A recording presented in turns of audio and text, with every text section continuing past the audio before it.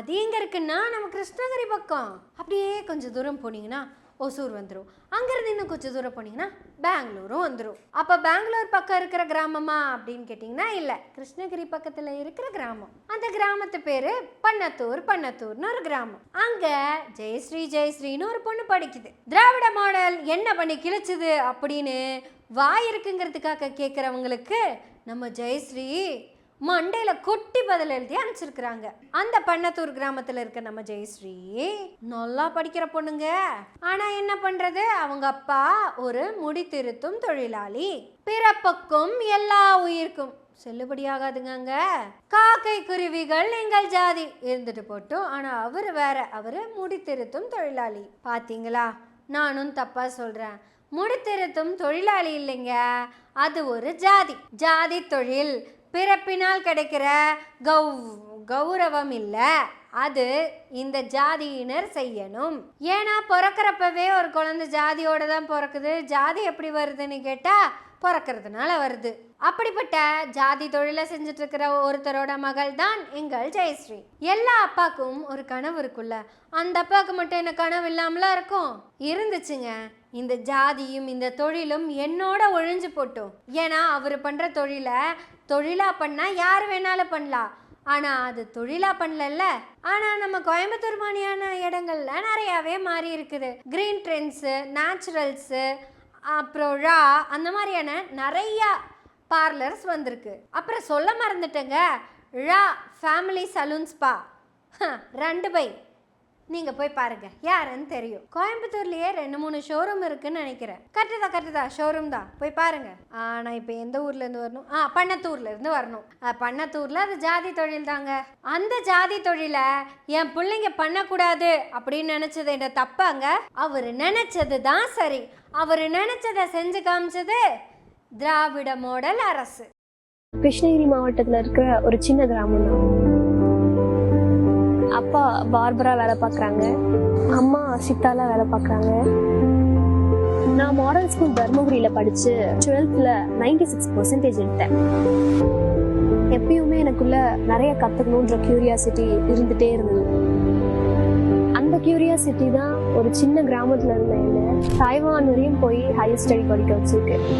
திராவிட model கிழிச்சது இதத்தான். பன்னத்தூர்லேருந்து பக்கத்தூருக்கு போனாங்கன்னு நினைக்கிறீங்களா ஜெயஸ்ரீ? இல்லை, பக்கத்து மாநிலத்துக்கா? தைவான். எங்க?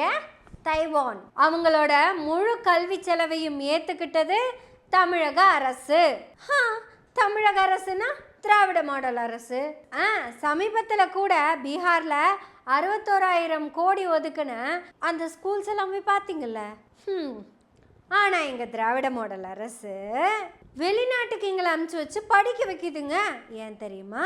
ஏன்னா உள்நாட்டில் படிக்க வேண்டிய விஷயங்களை எல்லாம் தான் முத்தமிழறிஞர் டாக்டர் கலைஞர் பண்ணிட்டார்ல.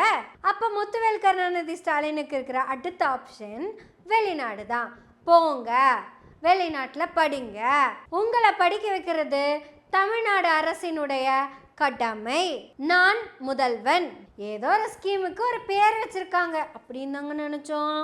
ஆனா ஜெயஸ்ரீ தைவான்ல இருந்து பண்ண விஷயம் இருக்குல்லங்க, அதுதாங்க நான் முதல்வன்.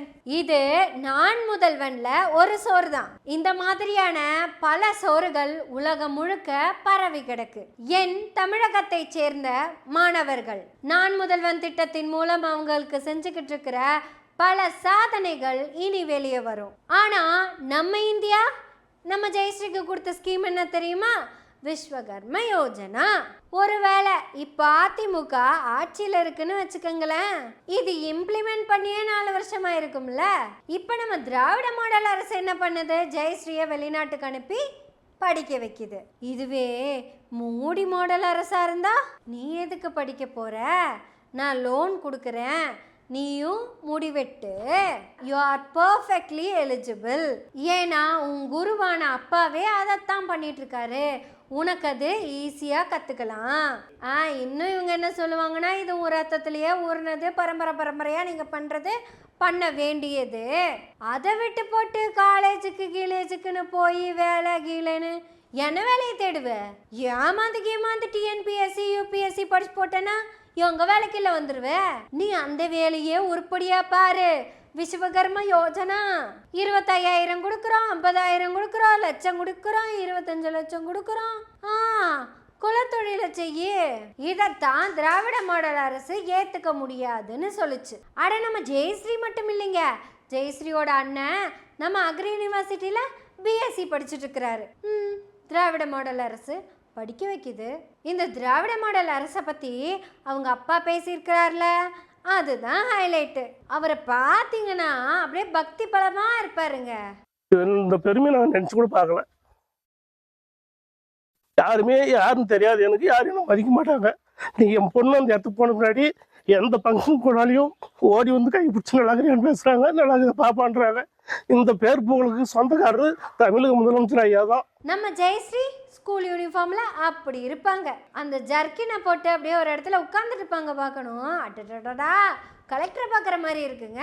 அப்படியே அந்த யூனிஃபார்மை போட்டு, அந்த டிஷர்ட்டையும் போட்டு, அந்த பேண்ட்டையும் போட்டு, அந்த யூனிவர்சிட்டி முன்னாடி நிற்கிற போஸ் இருக்குல்லங்க.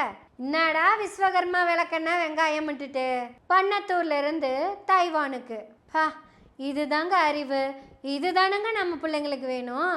இதெல்லாத்தையும் தான் நாம யாரும் பண்ணிடவே கூடாதுங்கிறதுக்காக திமுக ஆட்சி சரியில்லை, திராவிட மாடல் ஆட்சி மாணவர்களை எல்லாம் படிக்க வைக்குது அப்படின்னு சொல்லாம மாணவர்களை எல்லாம் குடிக்க வைக்குதுன்னு சொல்லிட்டு திரியிறாங்க. யாரு சொல்றது? சொல்ற பையன்தான். அதே சொல்ற பையன் உட்காந்துட்டு இருக்க அதே மீட்டிங்ல தான் ஒரு புள்ள சொல்லுது, என் கை குழந்தைக்கு நான் கல்ல கொடுத்தேன், என் தாத்தனுக்கு கிடைக்காதது, எங்க அப்பனுக்கு கிடைக்காதது, எனக்கு கிடைக்காதது என் புள்ளைக்கு கிடைக்கணும். ஏக்கோ ஜெயஸ்ரீயை பாருக்கா, உன் தாத்தன் கொப்பன் உங்களுக்கு கிடைக்காததெல்லாம் அந்த பிள்ளைக்கு கிடைச்சிருக்குன்னா நம்ம சந்தோஷப்படணும்க்கா.